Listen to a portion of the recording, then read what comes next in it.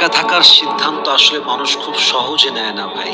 মানুষ যখন দেখে আমি যারে ভালোবাসলাম, সে আমার ভালোবাসার মূল্য বুঝলো না। যারে আমি বিশ্বাস করলাম, সে আমার বিশ্বাসের মূল্য বুঝলো না। যারে আমি আমার জীবনটা উজাড় করে সব দিয়ে দিলাম, সে মানুষটা আমার সঙ্গে বেইমানি করলো। ঠিক তখনই আসলে মানুষ একা থাকার সিদ্ধান্ত নিতে বাধ্য হয়ে যায়। ঠিক কিনা বলেন?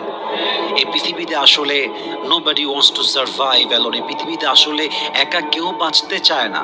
এবং বাস্তবতা হচ্ছে, সঙ্গী যদি আপনাকে স্বস্তি না দেয়, সেই সঙ্গী দিয়ে আপনি কি করবেন? যে সম্পর্কে আপনার বিশ্বাসের মান ভেঙে দেওয়া হয়, সে সম্পর্কে থেকে আপনি কি করবেন?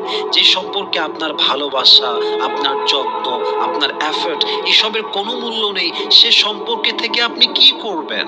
এজন্য শায়ের কবি কি সুন্দর করে লিখেছেন, मैं अकेला रहना नहीं चाहता था मगर अब मुझे अकेला रहना जरूर है। मैं अकेला रहना नहीं चाहता था मगर अब मुझे अकेला रहना जरूर है। गद्दार के साथ जीने से अकेला जीना बेहतर है।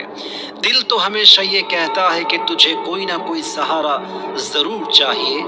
दिल तो हमेशा ये कहता है कि तुझे कोई ना कोई सहारा जरूर चाहिए।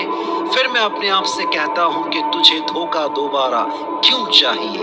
আরে মন তো মাঝে মাঝেই বলে বাঁচতে হলে সঙ্গী লাগে, বাঁচতে হলে কাউকে নিয়ে বাঁচতে হয়। ঠিক সেই সময় মন আরেকটা কথাও বলে, একা থাকা ভালো বেঈমানের সঙ্গে থাকার চাইতে, একা থাকা ভালো কোনো গাদ্দারের সঙ্গে আমার জীবনটা কাটাবার চাইতে। ঠিক কিনা বলেন? আল্লাহ আমাদের সবাইকে বিশ্বস্ত জীবন সঙ্গী পাওয়ার তৌফিক দান করুক। পড়েন সবাই আমিন।